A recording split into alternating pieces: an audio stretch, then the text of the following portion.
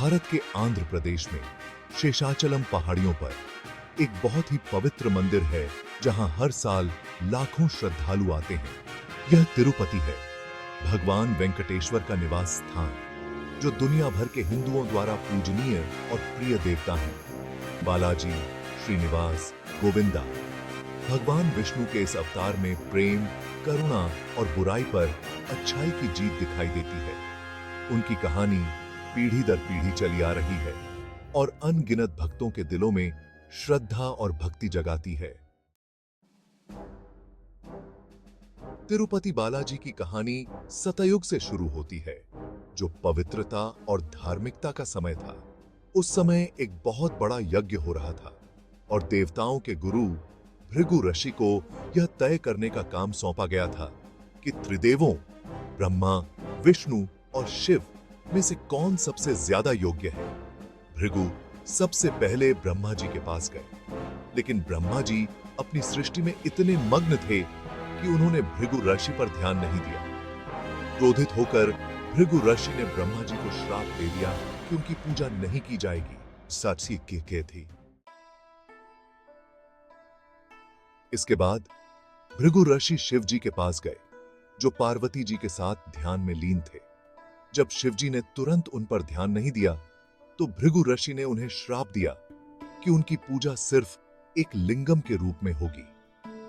अंत में भृगु ऋषि वैकुंठ पहुंचे, जो विष्णु जी का निवास स्थान है। विष्णु जी भी अपनी पत्नी लक्ष्मी जी के साथ विश्राम कर रहे थे। विष्णु जी की परीक्षा लेने के लिए भृगु ऋषि ने उनके सीने पर लात मार दी। विष्णु जी, जो हमेशा दयालु रहते हैं, क्रोधित नहीं हुए। इसके बजाय उन्होंने भृगु ऋषि का आदर से स्वागत किया और यह भी कहा कि शायद उनके सीने की कठोरता से भृगु ऋषि के पैर को चोट लगी होगी। फिर विष्णु जी ने धीरे से भृगु ऋषि के पैर को दबाया। ऐसा माना जाता है कि उस पैर में पूरी सृष्टि का अहंकार और गर्व था। इससे भृगु ऋषि को अपनी गलती का एहसास हुआ और उन्होंने विष्णु जी को सर्वोच्च भगवान माना। हालांकि लक्ष्मी जी अपने पति के प्रति भृगु ऋषि के अपमान से बहुत क्रोधित हुईं।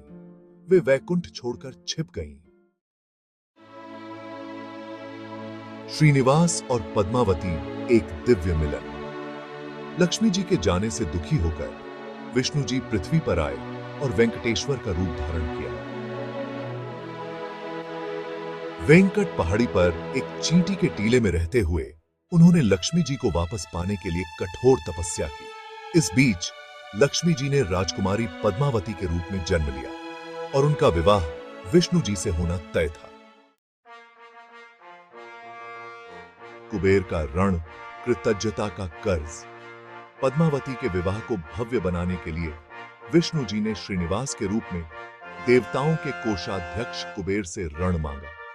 कुबेर मान गए और श्रीनिवास ने वादा किया कि वे हमेशा के लिए ब्याज सहित ऋण चुकाएंगे। यह ऋण और उसका भुगतान तिरुपति में भगवान वेंकटेश्वर को धन और कीमती सामान चढ़ाने की परंपरा का आधार है। पवित्र पहाड़ी, आस्था का प्रकाश स्तंभ। श्रीनिवास की दिव्य आभा की खबर दूर दूर तक फैल गई और दूर दूर से लोग उनका आशीर्वाद लेने के लिए वेंकट पहाड़ी पर आने लगे। यह पहाड़ी, जिसे अब तिरुमाला कहा जाता है, जिसका अर्थ है पवित्र पहाड़ी, आस्था का केंद्र बन गई और लाखों श्रद्धालु यहां शांति और आशीर्वाद पाने के लिए आते हैं। तिरुपति लड्डू, एक मीठा प्रसाद। तिरुपति में सबसे प्रसिद्ध प्रसाद लड्डू है, एक मीठा व्यंजन जिसे भगवान वेंकटेश्वर को बहुत पसंद माना जाता है।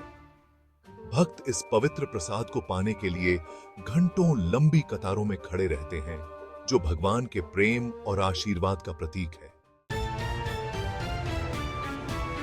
चिरस्थायी विरासत, कालातीत परंपराएं और मान्यताएं। तिरुपति बालाजी की कहानी केवल अतीत की कहानी नहीं है, यह आस्था और भक्ति की चिरस्थायी शक्ति का जीता जागता प्रमाण है।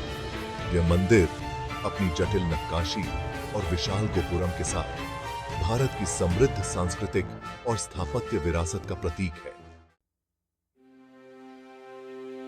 उपसंहार। तिरुपति बालाजी का शाश्वत आकर्षण। तिरुपति बालाजी की कहानी दुनिया भर में लाखों लोगों के दिलों में गूंजती रहती है, जो हमें नम्रता, भक्ति और अच्छाई की जीत के महत्व की याद दिलाती है। देवता की अटूट करुणा और उदारता एक मार्गदर्शक प्रकाश के रूप में काम करते हैं, जो भक्तों के दिलों में आशा और विश्वास जगाते हैं। जब तक आस्था बनी रहेगी, तिरुपति बालाजी की कहानी आने वाली पीढ़ियों को प्रेरित और ऊपर उठाती रहेगी।